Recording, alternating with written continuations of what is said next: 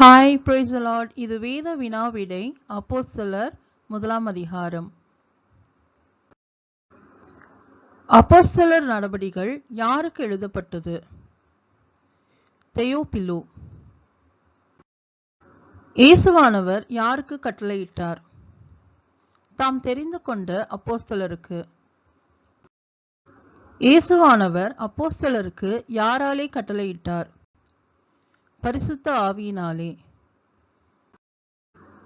இயேசுவானவர் எடுத்துக்கொள்ளப்பட்ட நாள் வரைக்கும் எதை குறித்து பிரபந்தத்தை உண்டு பண்ணினார்?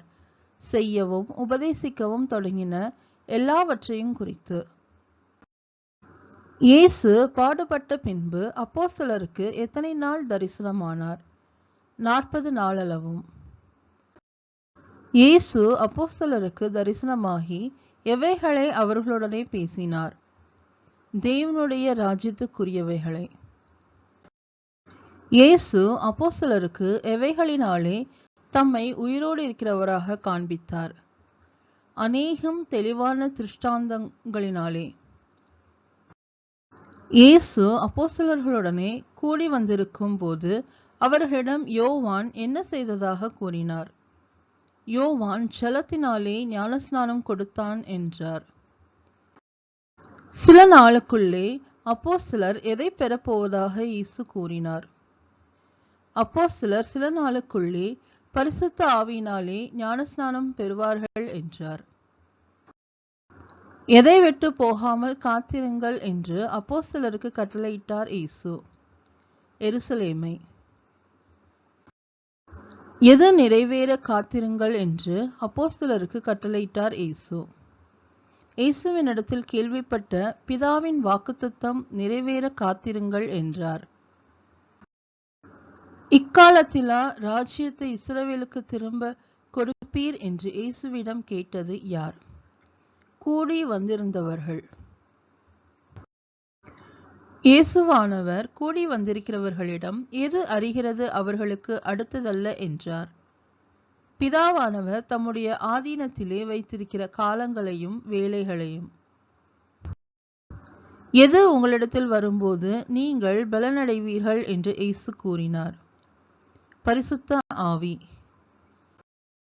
பரிசுத்த ஆவி உங்களிடத்தில் வரும்போது நீங்கள் பலனடைந்து எங்கு சாட்சிகளாய் இருப்பீர்கள் என்று இயேசு கூறினார்?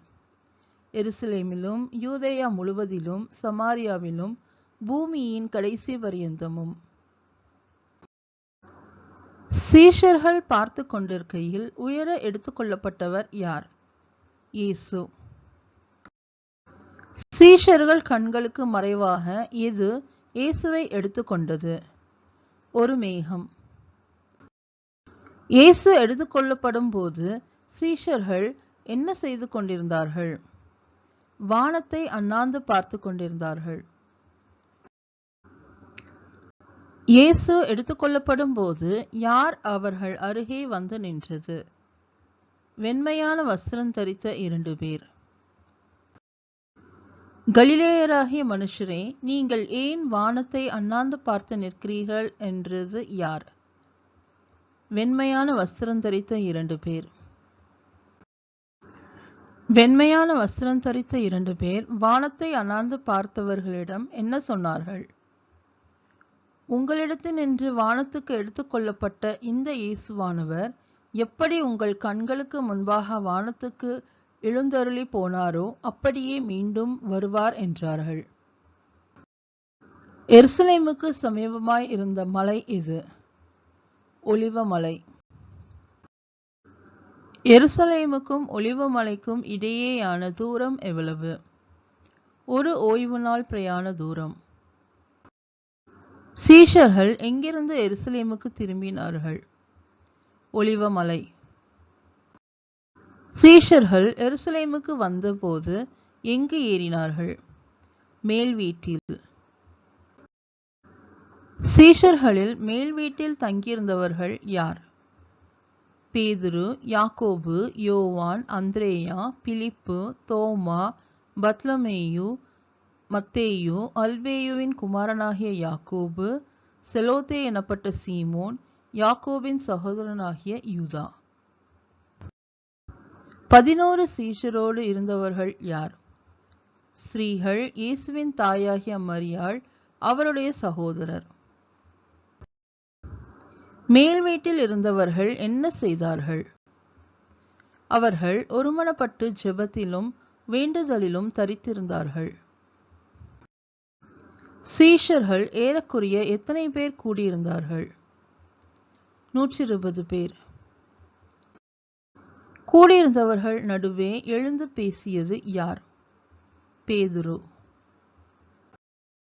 யூதாஸ் யார்? இயேசுவை பிடித்தவர்களுக்கு வழிகாட்டினவன். யூதாசை குறித்து பேதுரு பேசும்போது எது நிறைவேற வேண்டியதாய் இருந்தது என்றான். பரிசுத்த ஆவி தாவீதின் வாக்கினாலே முன் சொன்ன வேத வாக்கியம். யூதாஸ் யாரில் ஒருவனாக எண்ணப்பட்டான்? சீஷர்களில் ஒருவனாக.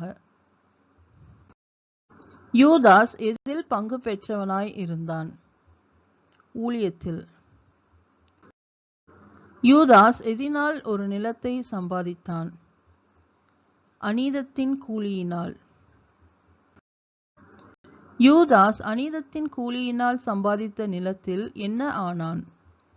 அந்த நிலத்தில் தலைகளாக விழுந்து அவன் வயிறு வெடித்து குடல்கள் எல்லாம் சரிந்து போயிற்று. யூதாஸ் மரித்தது யாருக்கு தெரிந்திருக்கிறது என்றார் பேதுரு.